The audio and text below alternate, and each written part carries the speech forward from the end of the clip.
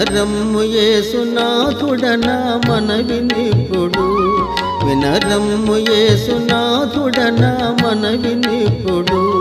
ఘనమైన నీదు నెనరు జనను గావుమిప్పుడు, ఘనమైన నీదు నెనరు జనను గావుమిప్పుడు.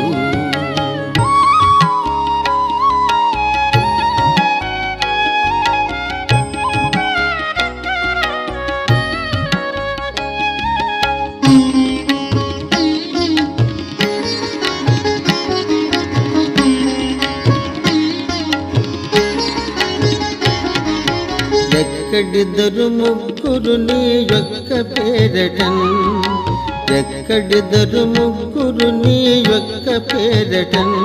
చెరుటెక్కడు నేనక్కడికే తింటునంటివి, చెరుటెక్కడు నేనక్కడికే తింటునంటివి. వినరమ్ము యేసునాథుడనా మనవినిప్పుడు, ఘనమైన నీదు నెనరు జనను గావుమిప్పుడు, ఘనమైన నీదు నెనరు జనను గావుమిప్పుడు.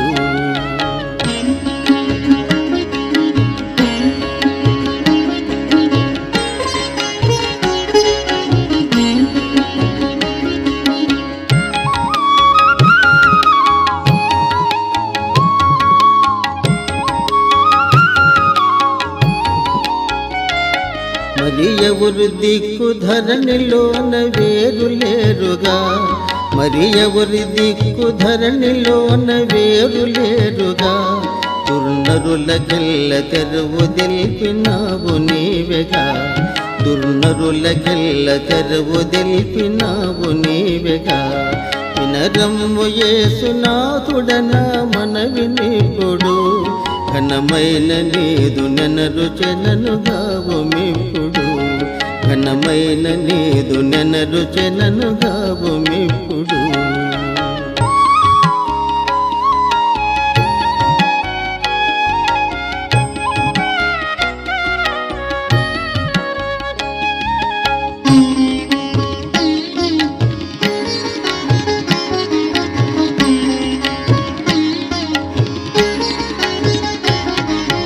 మరణమైతివా నా కొరకు శిల్వపై, మరణమైతివా నా కొరకు శిల్వపై. నీ కరుణ గల్గెనెంత దూరాత్ముని నాపై, నీ కరుణ గల్గెనెంత దూరాత్ముని నాపై. వినరమ్ము యేసునాథుడనా మనవినిప్పుడు, ఘనమైన నీదు నెనరు జనను గావుమిప్పుడు, ఘనమైన నీదు నెనరు జనను గావుమిప్పుడు. స్తోత్రం స్తోత్రం స్తోత్రం. పరిశుద్ధుడైన తండ్రి నీ ఘనమైన నామానికే స్తోత్రం. అబ్రహాము ఇస్సాకు యాకోబుల యొక్క దేవా, మీరు మాతో ఉన్నందుకు స్తోత్రం చెల్లిస్తున్నాం తండ్రి. ఈ సమయంలో నీ ప్రజలతో మీరు మాట్లాడమని యేసునామంలో అడుగుతున్నాం తండ్రి, ఆమేన్. క్రీస్తునందు ప్రియమైన సహోదరి సహోదరులారా, మనం ఇప్పుడు వాక్యపట్నం చేసుకున్న ఆ యొక్క వాక్యాలను మరొకసారి మనం చూసినట్లయితే, లోకాసు సువార్త 1వ అధ్యాయం 50వ వచనాన్ని ఒకసారి చదవండి. ఆయనకు భయపడు వారి మీద ఆయన కనికరము తరతరములు కుండును. చాలమ్మా, హల్లెలూయా. ఎవరి మీద దేవుని కనికరం ఉంటది? ఆయన అంటే ఎవరు? దేవునికి ఎవరైతే భయపడతారో వారి మీద ఆయన కనికరము ఉంటుంది, ఆయన ప్రేమ ఉంటుంది, ఆయన జాలి ఉంటుంది, ఆయన యొక్క కృప తరతరాలకు ఉంటదంట. హల్లెలూయా. అయితే ఈరోజు మనం ఎవరికి భయపడాలో వారికి భయపడం, దేనికైతే భయపడకూడదో దానికి ఎక్కువగా మనం భయపడతాం. చాలా మందికి భయాలు ఉంటాయి. కొంతమందికి కుక్కలంటే భయం, కొంతమందికి కోతులంటే భయం, కొంతమందికి దొంగలంటే భయం. దొంగలకేమో ఎవరంటే భయం? పోలీసులంటే భయం. చాలా మందికి అర్ధరాత్రి చీకటి పడితే చాలా భయం అన్నమాట.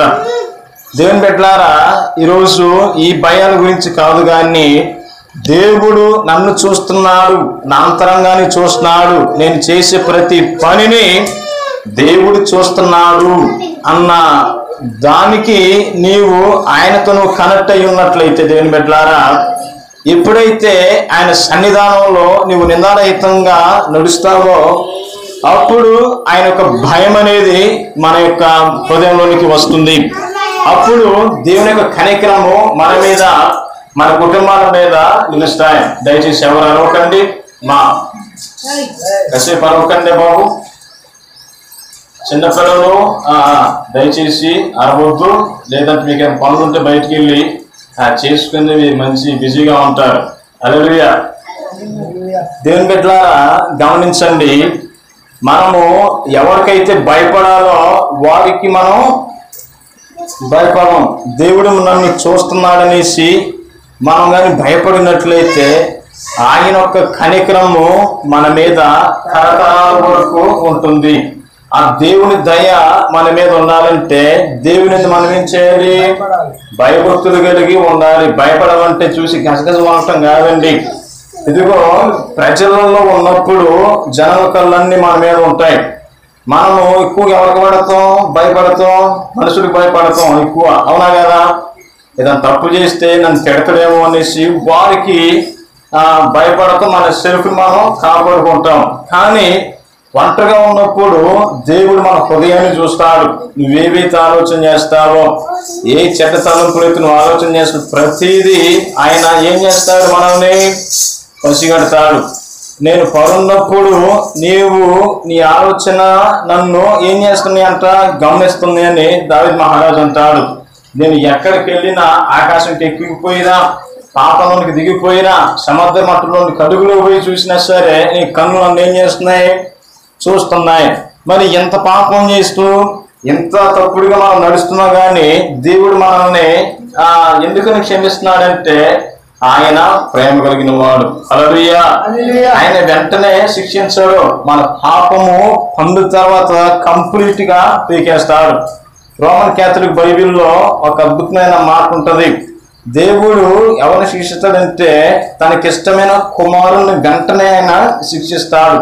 ఉదాహరణకి మనకి పిల్లలు ఉన్నారనుకోండి, ఆ పిల్లలు ఏదైనా చిల్లి పని చేస్తే ట్యాప్ని కొడతాం. కొట్టినంత మాత్రాన, కోపం మాత్రాన వాళ్ళని చంపేస్తావా? చెప్పండి, చంపం. ఎందుకని? మన కుమారులు వెంటనే వాళ్ళని కొట్టి మళ్ళీ వాళ్ళు కాసేపు ఏడవగానే మళ్ళీ కాసేపు మనకు ప్రేమ అంతా మళ్ళీ వాళ్ళ మీదకు వచ్చి వాడిని చెంత తీసుకుని ఎత్తుకుంటాం. 5 రూపాయలు ఇచ్చే దగ్గర 10 రూపాయలు ఇచ్చే వాళ్ళు మళ్ళీ మనం చేరదీస్తాం. అదే శత్రువుల్ని మన మీద పగబెడితే వాళ్ళు వెంటనే మనం వెళ్ళి చంపుతావా? వాడిని ఏం చేస్తాం? వాడు ఎక్కడ చెక్కుతాడా, ఏ రోజు ఆ సమయం కోసం వెయిటింగ్ చేసి సమయం సిల్లిపేస్తాం. ఏసురత్వమే జయం. అట్టనే దేవుణ్ణి, పిల్లల్ని, ఆయన ప్రేమించు వారిని మనం తప్పు చేసినప్పుడు వెంటనే ఆయన ఏం చేస్తాడంటే శిక్షిస్తాడు, మరలా ఆయన చేర తీసుకుంటాడు. హల్లెలూయా. అదే అన్ని జనులు మరి ఆ విచ్చలవిడిగా పాపాలు జలసాలు చేస్తున్నారు. వాళ్ళ సంగతి ఏంది? మరి అక్కడ భూమి మీద చూసినట్లయితే అనేకమైన గృహకృత్యాలు జరుగుతూ ఉంటాయి. భయంకరమైన పాపం జరుగుతుంటే వాళ్ళ దేవుడు చూడాలని చాలా మంది మనం అని దేవుణ్ణి నిందించడానికి ప్రయత్నం చేస్తాం. దేవుడు ఏమంటున్నాడంటే అన్ని జనులను ఆయన వెంటనే శిక్షించాడు. తన కుమారులను అయితే ఆయన వెంటనే శిక్షించి దండించి వెంటనే ఆయన తీసుకుంటాడు దగ్గరకు. అదే అన్ని జనులని ఆయన ఏం చేస్తాడంటే వారి పాపము పండేంత వరకు ఉంచి ఒక్కసారి ఏళ్ళతో సహా ఏం చేస్తాడు? ఆయన పెరికి పారేస్తాడు. భూమి మీద వాళ్ళంటూ ఉన్నారన్నది కూడా ఊహ కూడా రాకుండా చేయగలడు. చూడండి దేవుని బిడ్డలారా, ఈరోజు దేవుని యందు మనం భయభక్తులు నిలిపినట్లయితే దేవుడు మనల్ని ఆయన కనికరముతో, ఆయన ప్రేమతో మనల్ని ఆయన ఏం చేస్తాడు? దీవిస్తాడు. ప్రభుత్వం మనల్ని క్షమించి తీసుకుంటాడు. ఇక్కడ మనం కానీ చూసినట్లయితే ఇందాక ఆ పాఠ్యభాగంలో చదివినప్పుడు ఆ పాత నిబంధన పాఠ్యభాగంలో ఏమైనా ఉందో ఒకసారి చదవండి. అప్పుడు అబ్రహాము తన కుమారుణ్ణి చేయి చాపి కత్తి పట్టకనగా యెహోవా దూత పరలోకం నుండి అబ్రహామా అబ్రహామా అని అతనిని పిలిచెను. అప్పుడు అందుకు చిత్తము ప్రభువా నేను. అప్పుడు ఆయన చిన్నవాడి మీద చేయి వేయకుము, అతనిని నీవేమీ చేయకుము, నీకు ఎక్కడైనా నీ కుమారుణ్ణి నాకు వినితీయలేదు కనుక నీవు దేవునికి భయపడు వారిని. చూడండి జాగ్రత్తగా ఇది కానీ విన్నట్లయితే ఏమని ఉంది ఇక్కడ?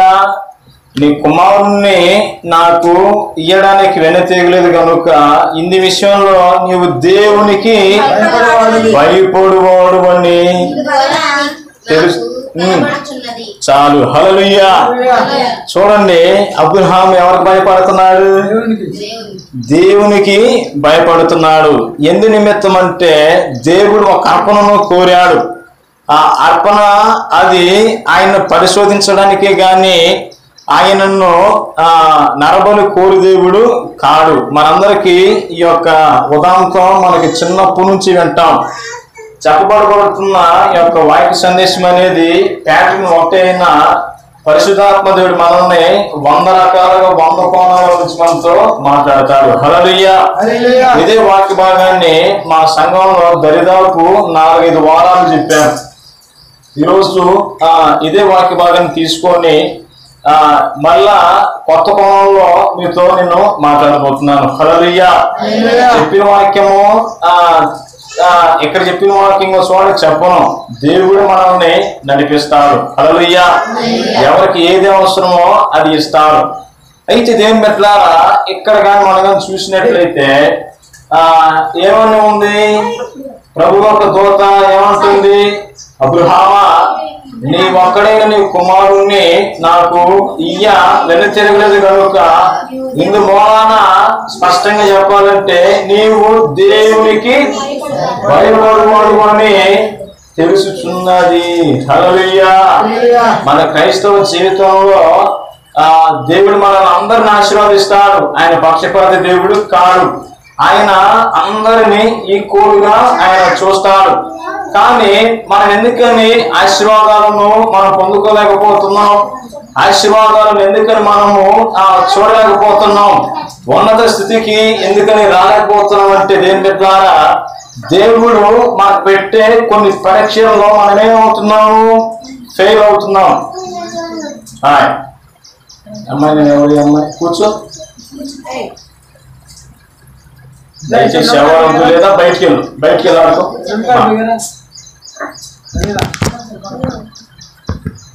హల్లెలూయా.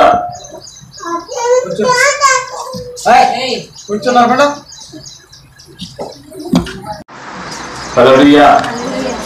ఇక్కడ మనం చూసినట్లయితే దేని ద్వారా ఈ క్రైస్తవ జీవితంలో అనేకమైన ఆటపోటులు ఎదురవుతూ ఉంటాయి. ఈ విశ్వాస పరీక్షల్లో దేవుడు మనల్ని ఏం చేస్తాడంటే పరిశోధిస్తాడు. ఏం చేస్తాడు? పరిశోధిస్తాడు. ఆయన పరిశోధనలో మనం కానీ నెగ్గామంటే ఆయన మనల్ని ఏం చేస్తాడు? ఉన్నతమైన కృపతో తరతరాలకు మనల్ని ఆయన ఏం చేస్తాడంటే ఆశీర్వదిస్తాడు. హల్లెలూయా. హల్లెలూయా. అబ్రాహాముకు వచ్చిన పరిశోధన ఏమిటి అంటే అబ్రాహాముకి ఏక కుమారుడు ఒక్కడే ఉంటాడు. ఆయన పేరు ఇస్సాకు. ఇస్సాకును లేక తన అనివృద్ధాత్వంలో జన్మించినప్పుడు దేవుడైన యెహోవా అబ్రహాముని పరిశోధిస్తాడు. అబ్రహామును దేవుడు పరిశోధించడానికి కారణం ఏంటంటే దీని వెనక సాతాను కోట ఉంటుంది. ఏముంటుంది? సాతాను కోట. ఈ సాతాను ఏం చేస్తుందంటే యోగు విషయంలో ఏ విధంగా అయితే యోగుని శోధించిందో అదే పరంగా అబ్రహాము దేవుణ్ణి దూషించేటట్టు అది మాస్టర్ ప్లాన్ వేసింది. మాస్టర్ ప్లాన్ లో ఏమనిందంటే దేవుడు అబ్రహాముని ఎంతగానో ప్రేమించాడు. అలానే అబ్రహాము దేవుని యందు ఎంతైనా సరే విశ్వాసంతో ఉన్నాడు. హల్లెలూయా. ఒకసారి ఈ విశ్వాసానికి బలమైన పరిశోధన వచ్చింది. ఈ పరిశోధనలో అబ్రహాము గెలుస్తాడా, ఓడిపోతాడా? నాకు భయపడేవాడైతే తన కుమారుణ్ణి నాకు అర్పిస్తాడు. అబ్రహాము నీకు భయపడడు, నువ్వు చెప్తే నిత్యం నిన్ను తునీకరించి వెళ్ళిపోక చూసుకో అనేసి సాతానుడు ఏం చేసింది? సవాలు కాసి వెళ్ళిపోయింది. యేసు రక్తమే జయం. ఏనంటే దేని పెట్టారా? అప్పుడు సాతానుడు వెళ్ళి, ఇదిగో నువ్వు భూలోకం అబ్రహాముని ఎంతగా నువ్వు దీవించావు, ఆశీర్వదించావు, నువ్వు పిలిస్తే తన పనివారిని తన ఉన్న సమస్తాన్ని వదిలేసుకొని ఆయన కట్టుబాట్లతోనే వచ్చేసాడు. ఇప్పుడు ఈ ప్రాంతం రాగా నువ్వు గొప్పవాడిగా నువ్వు ఆశీర్వదించావు విస్తారంగా. అయితే పిల్లలు ఉన్నప్పుడు నువ్వు వాగ్దానం ఇచ్చి కుమారుని కూడా అనుగ్రహించావు. ఇప్పుడు ఆ కుమారుణ్ణి ఇదిగో నువ్వు దహన బలుగా కోరమని అడుగు, నిన్ను నువ్వు చెల్లిపోతాడనేసి సాతానుడు అన్నాడు. అంటే దేని బిడ్డలారా, అబ్రహాము గారు ఏం చేశాడు చెప్పండి? అబ్రహాముని పిలవగానే చిత్తం ప్రభువా అన్నాడు. ఒకసారి మొదటి నుంచి చదివినట్లయితే ఆదికాండం 22. అప్పుడు అబ్రహాము తన కుమారుని వధించుటకు తన చెయ్యి చాపి కత్తి పట్టుకొని, అది కాదమ్మా, మొదటి నుంచి 22 మొదటి. ఆ సంగతులు జరిగిన తర్వాత దేవుడు అబ్రహామును పరిశోధించాను. చాలు, హల్లెలూయా. చూడండి, ఏ సంగతులు దేవుడు సన్నిధిలో అబ్రహాము వేడుకున్నాడు. ఈ వేడుకున్నప్పుడు కుమారుడు కావాలంటే కుమారుణ్ణి అనుగ్రహించాడు. ఇస్సాకు పెద్దవాడై పాలు విడిచినప్పుడు గొప్ప విందు చేశాడు, పేరు నామకరణం చేశారు. ఆ తర్వాత ఏం జరిగిందంటే ఇస్సాకు వీరు ఎంతగానో హాయిగా జీవిస్తున్నారు. ఈ జీవిస్తున్న ఆ తరుణంలో జరిగిన పరిస్థితి ఏంటంటే అబ్రహాముకి ఇంకా పరిశోధన మొదలైంది. చూడండి దేని పెట్టారా, దేవుడు ఏం చేశాడు? ఇక్కడ పరిశోధన పెట్టాడు. ఈ విశ్వాస యాత్ర మనకు అనేకమైన పరిశోధనలు వస్తాయి. మనము ఇంటర్మీడియట్ లోకి వెళ్ళాలంటే ఏం చేయాలి? ఫస్ట్ ఇయర్ లోకి ఏం చేయాలి? ఓకేనే మీరు 10th చదివేసి వెళ్ళిపోతే మీరు జాయిన్ చేసుకుంటారా? ఏం చేయాలి? 10th క్లాస్ మస్ట్ అండ్ షుడ్గా పాస్ అవ్వాలి, అవునా కదా? ఎందుకని? అసలు మీ నాలెడ్జ్ ఎంత, మీ బేస్ ఎంత అనేసి తెలుసుకోవటానికి. మీ 10th క్లాస్ పాస్ కాకుండా 2 మార్కులతో 3 మార్కులతో పోయినా కానీ మిమ్మల్ని జాయిన్ చేసుకుంటారా? ఎవరు జాయిన్ చేసుకోరు. అట్టనే మీరు 10th పాస్ అయితేనే నెక్స్ట్ ఫస్ట్ ఇయర్లోకి మీరు ప్రమోట్ అవుతారు. అట్లనే దేవుని బిడ్డలారా, మనము అత్యధికమైన ఆశీర్వాదం మనం చూడాలంటే కొన్ని పరిశోధనలు మనకు వస్తాయి. ఈ పరిశోధనలు మనం ఏం కావాలి? పాస్ అవ్వాలి. దేవుడు మనల్ని పరిశోధించేది మనల్ని దీవించడానికి కానీ మన మీద కోపం కాదు, మన మీద విషయం కాదు, ఆయన అసలు మనం చూడట్లేదు అనేది కాదు. ఆయన కనుదృష్టి లోకం అంతటా ఏం చేస్తుంది? సంచారం చేస్తుంది. హల్లెలూయా. ఆయన ప్రతి హృదయాన్ని ఆయన నేత్రాలతో ఏం చేస్తారు? పరిశోధన చేస్తారు. అబ్రహాముకి ఆ దినాలలో పరిశోధన వచ్చింది. ఆ పరిశోధన ఏమిటి అంటే, అబ్రహామా నీ ఒక్కడైన నీ కుమారుణ్ణి నేను చూపించుకోబో దేశంలో ఒక పర్వతం ఉంది, ఆ పర్వతం మీద అతని నాకు దహన బలిగా అర్పించమని దేవుడు అబ్రహాముని కోరతాడు. కోరినప్పుడు అబ్రహాం ఏం చేశాడు? వెనక్కి తిరిగాడా? వెనక్కి వెళ్ళాడా? నేను ఇవ్వనని చెప్పాడా? అబ్రహాము ఏం చేశాడు? ఓకే తండ్రి, నీకే స్తోత్రం, నువ్వే ఇచ్చావు, నీకే ఇస్తాననేసి ఇంట్లో కూడా కాస్త అబద్ధాలు ఆడాల్సి వచ్చింది. కొన్ని సందర్భాలలో మనము కొన్ని అబద్ధాలు సిలుకు సూత్రంగానే ఆడతాం. కొన్ని అబద్ధాలు ఆడి వాళ్ళందరూ నరకానికి పోతారు కదండి గారంటే, ఏవైతే మేలుకరమైన అబద్ధాలు ఉంటాయో అవి చెప్పాలి. ఉదాహరణకి మన అబద్ధాలు నరకానికి పోతారు కదా. ఒక నలుగురు దొంగలు ఒక వ్యక్తిని పడవడానికి వస్తారు. మీ ఇంటికే వస్తే మీరేం చెప్తారు? ఇది ఇక్కడ దాక్కున్నా, నేను ఇక్కడ ఉన్నాను, నేను ఉన్నట్టు ఎవరు చెప్పదాకంటే మీరేం వాళ్ళకి వచ్చి చెప్తారా? చెప్తారా? చెప్తే మరి ఇక్కడ లేడంటే మీరు అబద్ధం అన్నట్టు, ఉన్నాడంటే వాడు చేస్తాడు. మరణం కావాలా? ప్రాణరక్షణ కావాలా? ప్రాణరక్షణ ఉంటే మీరు అబద్ధాలు అనాల్సి వస్తుంది. నేను చెప్పిన లాజిక్ అర్థమైందా? అర్థమైందా కాలేదా? మీరు ఇక్కడ ఉన్నాడంటే వాడు చేస్తాడు, ఇక్కడ లేదంటే సాతాను మీ మీద అబద్ధం నిందేస్తుంది. ఈ రెండిట్లో ఏం చేస్తాం మేము? హల్లెలూయా. కొన్ని ఏవైతే అబద్ధాలు ఆడాలంటే, అబద్ధం అంటే ఇప్పుడు కాదండి, బైబిల్ ప్రకారం చూడాలంటే చాలా ఉన్నాయి. రాబో వేసే కూడా ఏం చేసింది? అబద్ధాలు ఆడింది. వాళ్ళు ఏగురు వచ్చినప్పుడు వాళ్ళు ఉన్నారని తెలుసుకొని వాళ్ళు చంపడానికి ఆ ఎరుకో పట్టణంలో జనాలందరూ చంపడానికి తిరుగుతున్నారు. ఈ వేగులు వారిని రాహాబు వేసి ఏం చేసింది? తన ఇంటి మీద ఆ జమ్ములో దాచిపెట్టింది. వాళ్ళు అడిగమ్మా ఇక్కడ ఉన్నారంటే ఇక్కడ లేరు అన్నది. ఆమె ఆడిన అబద్ధం వల్ల ఆ ఇంటికి ఏమొచ్చింది? రక్షణ వచ్చింది. అందుని బట్టి మీరందరూ అబద్ధాలు ఆడాలనేసి నేను చెప్పట్లేదు. సందర్భాన్ని బట్టి ప్రాణరక్షణ కొరకు వాళ్ళు ఆడారు. ఇవన్నీ మీకు అర్థం కావాలంటే మీరు డైలీగా ఏం చేయాలి? వాక్యం చదవాలి, ప్రార్థన చేయాలి. ప్రార్థన చేయాలి, వాక్యం చదవాలి. మాలాంటి వారు చెప్పినప్పుడు వినాలి. హల్లెలూయా. ఏదైనా డౌట్ వచ్చినప్పుడు బైబిల్ చదువుతున్నప్పుడు ఒక నోట్స్ పెట్టుకొని మీరు రాసున్న దాని గురించి మీరు ధ్యానం చేసినట్లయితే దేవుడు మీతో నిత్యముగా మీతో మాట్లాడతారు. హల్లెలూయా. ఆయన అందరికీ దేవుడు. యేసుక్రీస్తు అందరికీ ప్రభువు.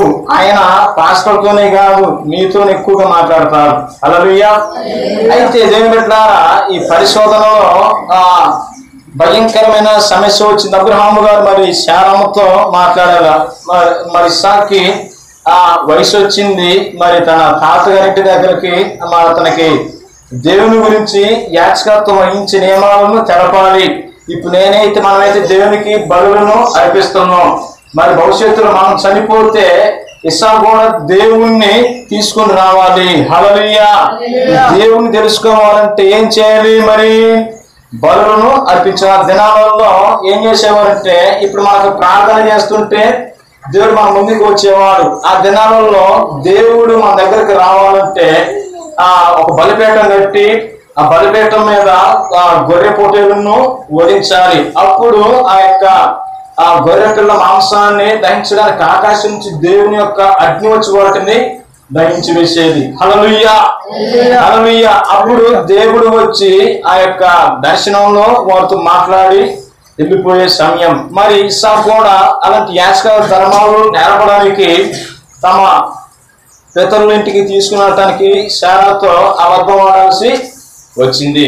అయితే ఈ యొక్క కనాను ప్రాంతం నుంచి ఈ యొక్క మోరియా ప్రదేశానికి ఎన్ని రోజుల ప్రయాణం? చిన్న చదవండమ్మా. ఆదికాండం 22వ అధ్యాయం 3 నుంచి. అబ్రహాము లేచి తన గాడిదకు గంత కట్టి తన పనివారిలో ఇద్దరిని తన కుమారుడు ఇస్సాకును వెంట పెట్టుకొని దహన బలి కొరకు కట్టెలు చీల్చి లేచి దేవుడు తనతో చెప్పిన చోటికి వెళ్ళింది. 3వ నాడు అబ్రహాము కన్నులెత్తి దూరము నుండి ఆ చోటు చూచి తన పనివారితో, మీరు గాడిదతో ఇక్కడే ఉండి. చాలు. హల్లెలూయా.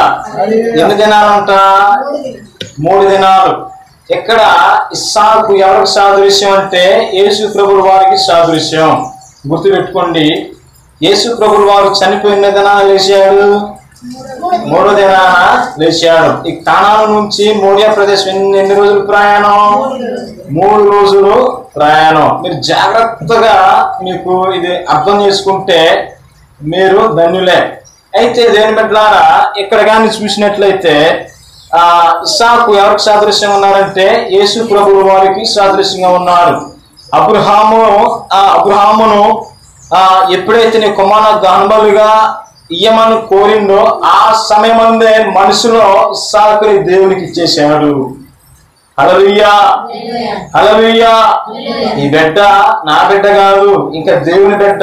ఈ బిడ్డ దేవుని కానుక అనేసి అబ్రహాము విశ్వాసంతో ఇస్సాకుని అప్పుడే దేవునికి ఇచ్చేశాడు. అర్థమైంది అన్నమాట. ఈ 3 దినాల తర్వాత ఆ ప్రాంతానికి వచ్చారు. కళ్ళెత్తి చూసినప్పుడు ఆ ప్రాంతంలో కొండ మీదకి ఎక్కటానికి చాలా అవసరం పడి ఎక్కాల్సి వచ్చింది. మీరు ఎవరైనా కొండలెక్కారా? కొండలెక్కిన చేయత్తండి. కొండలో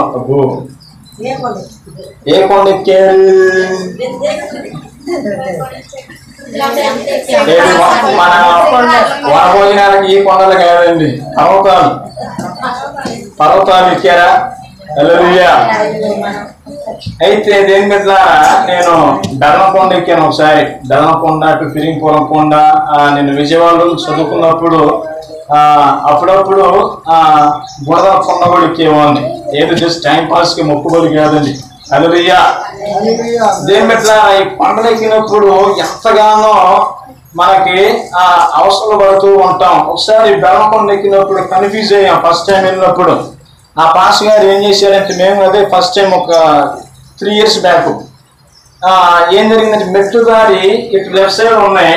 ఈ పాస్ గారు ఏం చేశారు, ఇటు మెట్లు కాదండి ఇటు షార్ట్ కట్ పైకి పోతాం అనేసి రైట్ సైడ్ లో లెఫ్ట్ సైడ్ కాకుండా రైట్ సైడ్ లో తీసుకునేసరికి మేము ఆల్రెడీ ఆ కొండ మీద పోయాం. కొండ కిందకి వెళ్ళిపోయాం. మళ్ళీ పైకి ఎక్కాలంటే మళ్ళీ 1.5 గంట కావాలి. నా వల్ల కాదని ఆయన దిగేసాం. వేసిన అర్థమే జయం. అయితే దేవుని బిడ్డలారా, ఈ యొక్క పర్వతం అనేది ఎంతో ఎత్తైన పర్వతం. ఈ పర్వతం మీద దేవుడు అబ్రహాముకి ఏం చెప్పారు, ఒక బలిపీఠం కట్టమని చెప్పారు. ఈ బలిపీఠం కట్టి అక్కడ ఇస్సాకును ఏం చేయాలి, దహన బలిగా అర్పించాలి. దహన బలి అంటే ఏంటంటే, ఆ గొర్రె పశువును వధించి ఆ మాంసాన్ని అందులో ఉన్న జననేంద్రియాలన్నింటిని వేరు చేసి, ఏదైతే వ్యర్థముగా ఉంటుందో వాటిని వేరు చేసేసి ఆ యొక్క నిప్పుల మీద ఆ యొక్క మాంసాన్ని బూడిదంతగా వాటిని దహించివేయాలి. దానినే దహన బలి అంటారు. హల్లెలూయా, హల్లెలూయా. చూడండి, తన చేతులతో తన కడుపు పుట్టిన కుమారుణ్ణి తాను ఎంతగా ప్రేమించి ఇస్సాకును దహన బలిగా అర్పించమని దేవుడు కోరితే అబ్రహాము గనదిరిగాడా? దేవుడు నరబలను కోరతాడా? ఆయన కోరడు. ఆయన కనికరాన్ని కోరతాడు కానీ బలులను కోరే దేవుడు కాదు. హల్లెలూయా. అయితే దేవుని బిడ్డలారా, ఇక్కడ వారు అట్టి విధంగా వెళ్ళినప్పుడు ఇస్సాకి ఒక డౌట్ వస్తుంది. ఒకసారి అది చూసినట్లయితే 4 నుంచి చదవండి. ఆదికాండం 22:4. అబ్రహాము కన్నులెత్తి దూరం నుండి ఆ చోటు చూచి తన పనివారితో గాడిదతో ఇక్కడే ఉండి, నేను ఈ చిన్నవాడును అక్కడికి వెళ్ళి మొక్కి మరలా మీ వద్దకు వచ్చేదమని చెప్పి దహన బలికి కట్టెలు తీసుకొని అమ్మమ్మ ఇక్కడ 5వ వచనం ఒకసారి జాగ్రత్తగా చదువు.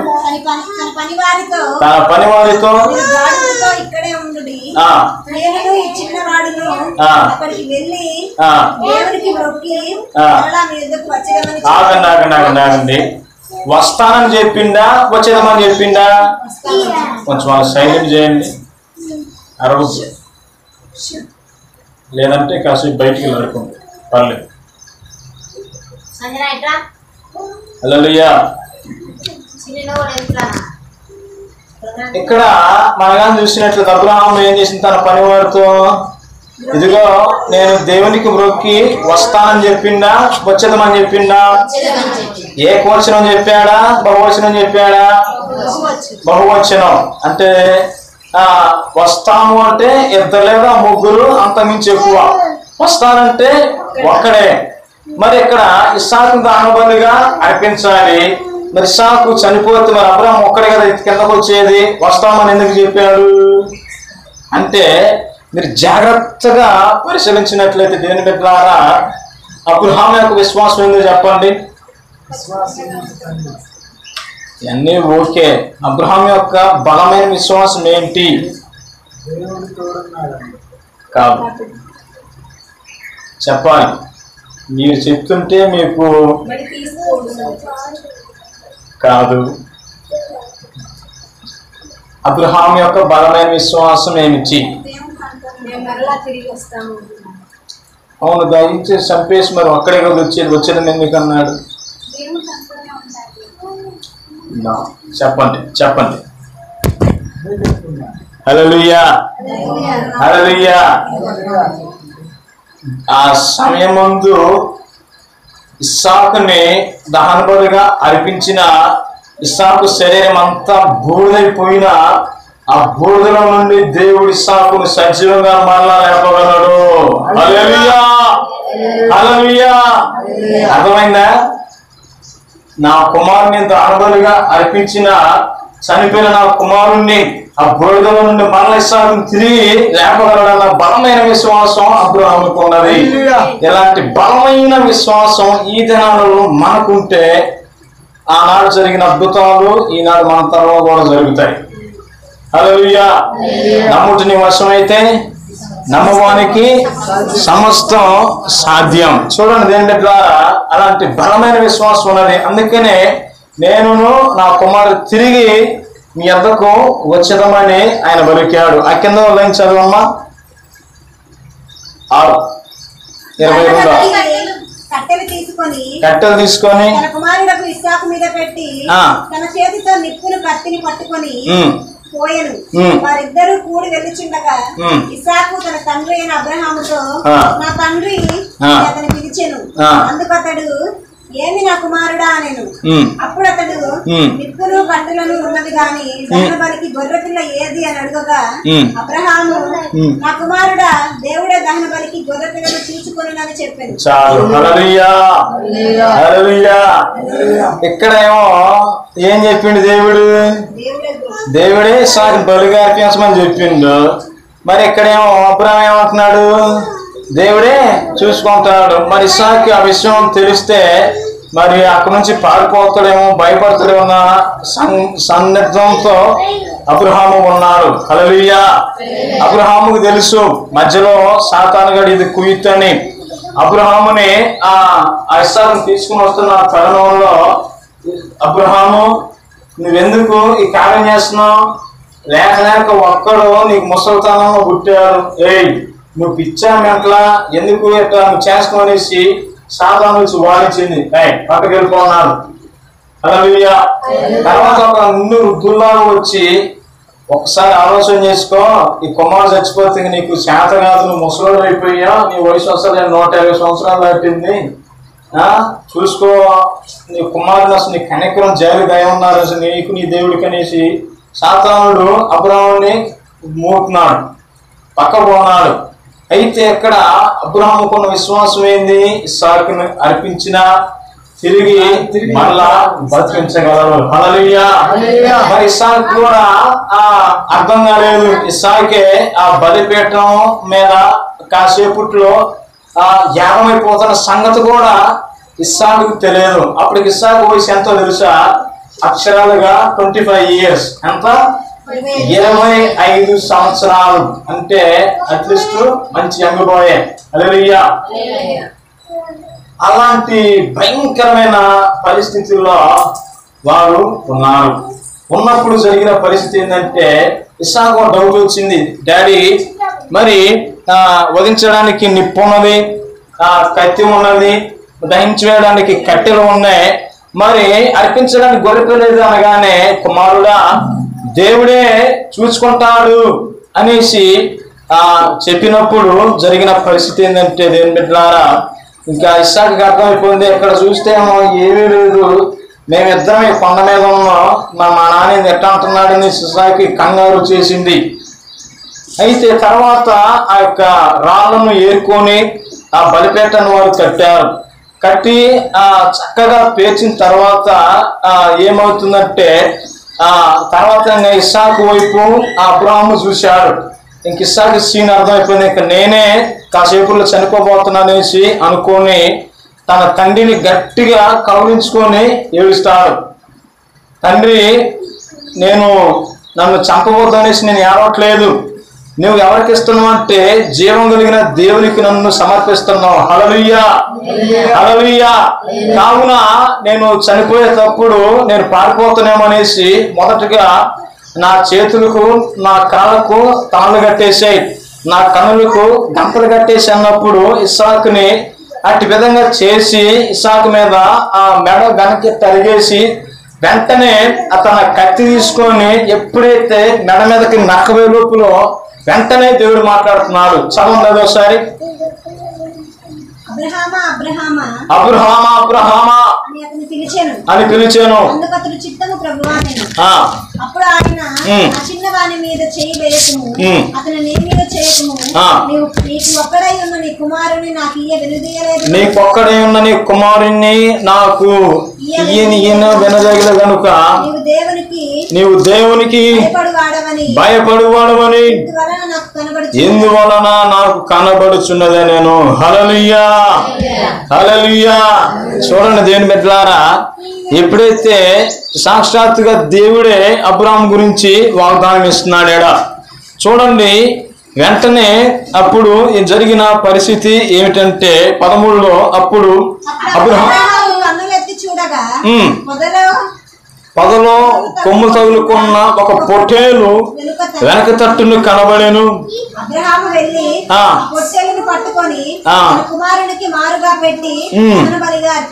చాలు. హల్లెలూయా. చూడండి దేని బిడ్డలారా, ఈ యొక్క త్యాగంతో కూడిన ఈ బలి అర్పణలో దేవుని యొక్క కనికరము అక్కడ మనకు కనబడుతుంది. కుమారుని యొక్క విధేయత అక్కడ మనకు కనబడుతుంది. అబ్రహాము యొక్క త్యాగ గుణం అక్కడ కనబడుతుంది. దేవుని ఎడల విశ్వాసము అబ్రహాములో మనకి కనబడుతుంది. దేవుని ఎంత భయభక్తులు గలవాడో అబ్రహాము జీవితంలో మనం కానీ చూసినట్లయితే మనకి కనబడుతుంది. ఈ విశ్వాస పరీక్షల్లో ఇలాంటి ఘోరమైన పరిస్థితులు మనకు కూడా రావచ్చు. మనం ఏం చేయాలి? ఏది జరిగినా అంతా దేవుని చేతమే, అంతా దేవుడే చూసుకుంటాడు అనేసి మనము వెళ్ళి మనం కానీ ముందుకు సాగిపోయినట్లయితే దేని బిడ్డలారా, నీ భారం అంతా తీరిపోద్ది, నీ సమస్యలంతా పోతాయి. నువ్వు కొండలాంటి సమస్యలన్నీ నీ ఎదుట లేచి అవతల పడమన్నా కానీ ఎప్పుడు పడతాయి అంటే నీ భారం అంతా ఆయన మీద వేసినప్పుడు మాత్రమే. అబ్రహాము అన్నాడు, ఏమో నాకు తెలియదు అన్నాడా? అంతా దేవుడే చూసుకుంటాడు అనేసి అబ్రహాము గారు అన్నారు. హల్లెలూయా. మనమైతే ఏం చేస్తాం? దేవుడు లేడు, తొక్కలేదు ఈ అనుకుంటా మనం దగ్గర కూడా పోము, అసలు దేవుని కూడా నమ్మం. ఈ దేవుడే కుమారుని చంపమని చెప్పినేసి బైబిల్ కూడా తీసిరేస్తాం. అవునా కదా? దేవుని బిడ్డలారా, ఇక్కడ వెంటనే ఏం జరిగిందంటే అబ్రహాము ఆ యొక్క త్యాగానికి పూనుకున్నప్పుడు దేవునికి భయపడువాడు అని అక్కడ మనకి కనబడుతుంది. అయితే వెంటనే ఇస్సాకు మారుగా ఒక పోటీలు అక్కడ ప్రత్యక్షమవుతుంది. ఈ ప్రత్యక్షమైన గొర్రె పోటీలు ఎవరంటే యేసు ప్రభువే. హల్లెలూయా హల్లెలూయా. ఇక్కడ ఇస్సాకు ఏ విధంగా ఈ బలి అర్పణలో యాగం అవటానికి సిద్ధంగా ఉన్నాడో ఇస్సాకు మారుగా ఈ గొర్రె పొట్టేలు యాగమైపోయింది. అదే గొర్రె పెట్టేలు రూపంలో లోక పాపములను మోసుకొని పోస్తున్న దేవుని గొర్రె పిల్లగా యేసుక్రీస్తు వారు మన కొరకు ఈ లోకానికి వచ్చారు. హల్లెలూయా. ఇందాక కొంచెం ముందులో మనం చూసినట్లయితే ఇస్సాకు ఏం చేశాడు? కట్టెల మోపు చీల్చుకొని తన నెత్తి మీద తానే పెట్టుకొని వచ్చాడా లేడా? పెట్టుకొని వచ్చాడు. కత్తిని పట్టుకున్నాడు లేదా? తన మీద భారం ఉన్నదా లేదా? అంటే ఈ లోక పాప భారం అంతా యేసయ్య ఆయన భుజస్కంధాల మీద వేసాడు. ఇదిగో లోక పాపములను మోసుకొని పోగు దేవుని యొక్క గొర్రె పిల్లగా యేసు ప్రభుల వారు ఈ లోకానికి రావటం జరిగింది. వెంటనే దేని బిడ్డలారా, దేవుని యొక్క కనికరము వారి కుటుంబాల మీద తరతరాలకు ఉంటుంది. మనం లోక సువార్త 1వ అధ్యాయం 50వ వచనాన్ని మనం ఒకసారి గమనించినట్లయితే ఆయనకు భయపడు వారి మీద స్పష్టంగా చదవండి. ఆయనకు భయపడు వారి మీద ఆయన కనికరము తరతరములకుండును. హల్లెలూయా. చూడండి దేని బిడ్డలారా, అప్పుడు ఈ యొక్క కనికరం అనేది నేటికి అబ్రహాము యొక్క జీవితాలలో మనం చూస్తాం. అప్పుడు ఎప్పుడైతే ఆ పొట్టేలును చూడగానే ఇస్సాకు ప్రతిగా పొట్టేలును వధించినప్పుడు వెంటనే ఆ యొక్క బలి అనేది పోయినప్పుడు దేవుడు ప్రత్యక్షమవుతాడు. తండ్రి కుమార పరిశుద్ధాత్మ త్రియేక దేవుళ్ళు వాళ్ళకి ప్రత్యక్షమయ్యి వారిని ఇంకా దీవించడం ప్రారంభిస్తారు. అప్పుడు ఇక్కడ 15 నుంచి మనం చూసినట్లయితే దేని బిడ్డలారా, యెహోవా దూత 2వ మారు పరలోకము నుండి అబ్రహాముని పిలిచి ఎట్లనే నేను నీకు ఒక్కడే ఉన్న ఈ కుమారుణ్ణి వెనక తీయక ఈ కార్యము చేసినందున నేను నిన్ను ఆశీర్వాదించి ఆకాశ నక్షత్రము వలెను సముద్ర తీరమందుల ఇసుక వలెను నీ సంతానమును నిత్యముగా విస్తరింపజేసేదను. నీ సంతతికి వారు తమ శత్రువులుగా విని స్వాధీనపరుచుకుందరు. దేవుని స్తోత్రం, హల్లెలూయా. ఈ కార్యంలో అంటే ఈ విశ్వాస కార్యంలో, ఈ బలమైన పరీక్షలో, ఈ బలమైన పరిశోధనలో ఎవరు నెగ్గారు? అబ్రహాము నెగ్గాడు. అంటే అబ్రహాం ఎవరికి భయపడ్డారు? దేవునికి భయపడ్డారు. కావున వారికి వచ్చిన దీవెనలేంటి? ఇస్సాకుకి, ఇదిగో నీ సంతానాన్ని నేను విస్తరింపజేస్తాను, ఆకాశపు నక్షత్రం వలె చేస్తానన్నాడు. ఇస్సాకు ఒక్కడే, కానీ ఆయన సంతానము ఎంతమంది అంట? భూమి కూడా పట్టచాలనంతమంది. అంటే మీరు రాత్రిపూట 8 కాగానే ఇంటి మీద పండుకుంటే పైన ఏం కానొస్తాయి? నక్షత్రాలు కానొస్తాయి. ఈ లోకంలో శాస్త్రవేత్తలు అన్నిటినీ లెక్కించగలిగారు, కానీ ఒకదాన్ని లెక్కించలేకపోయారు. ఏంటిది? ఆకాశ నక్షత్రాలు ఇంతవరకు ఎవరు లెక్కించలేకపోయారు. ఏదో మాట వరుసకు ఇన్ని కోట్లు అన్ని కోట్లు అని చెప్తురు, కానీ అది కూడా కట్టు కాదు. అది యేసురత్నమే జయం. మళ్ళీ శాస్త్రవేత్తలు లెక్కించలేనిది ఏంటి? ఇసుక. ఒక పిరికిడి ఇసుక మీకు ఇస్తే సాయంత్రం దాకా లెక్క పెట్టమన్నా కానీ మీ వల్ల కూడా కాదు. దేవుని ఆశీర్వాదం అంతగా ఉంటుంది. అయితే దేవుని బిడ్డలారా, ఆనాడు వారు ఈ కార్యంలో నిలబడ్డారు. ఈరోజు వారి సంతానం భూమి మీద ఉన్నది. మన భూమి మీద ఇశ్రాయేలు దేశం అనేది ఉన్నదంటే వాళ్ళందరూ ఎవరికి సంతానము? అబ్రహాము సంతానం. హల్లెలూయా. ఇశ్రాయేలీలందరూ ఎవరు? యాకోబు కుమారులు. యాకోబు ఎవరు కుమారుడు? ఇస్సాకు కుమారుడు. ఇస్సాకు ఎవరు కుమారుడు? అబ్రహాము కుమారుడు. అబ్రహాము ఎవరికి స్నేహితుడు? దేవునికి. హల్లెలూయా. వారు పూజిస్తున్న సేవిస్తున్న దేవుడు నేడు కూడా మన తరంలో ఉన్నాడు. మనము కూడా దేవుని ఇలాంటి భక్తి విశ్వాసము మనం కలిగి ఉన్నట్లయితే ఆయన కనికరము మన మీద, మన కుటుంబాల మీద తరతరాలకు ఉంటుంది. అలాంటి కృపాధన్యత దేవుడు మీ అందరికీ అనుగ్రహించునుగాక. ఆమేన్, ఆమేన్, ఆమేన్. హల్లెలూయా. వినయంబు సద్గుణంబు చిత్తమునను కూర్పవే, వినయంబు సద్గుణంబు చిత్తమునను కూర్పవే, ఘనమైన నీతి అనుభవంబు కలుగజేయవే, ఘనమైన నీతి అనుభవంబు కలుగజేయవే.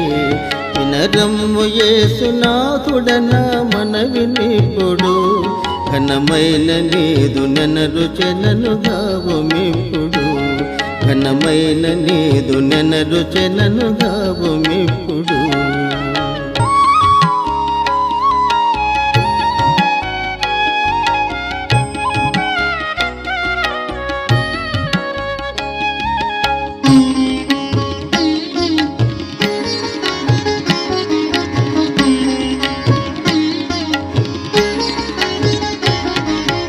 దేవదేవరావె నిన్ను సేవ చేయుదు, దేవదేవరావె నిన్ను సేవ చేయుదు, నన్ను పావనుని గజేయవెనే పాపనరుడను, నన్ను పావనుని గజేయవెనే పాపనరుడను.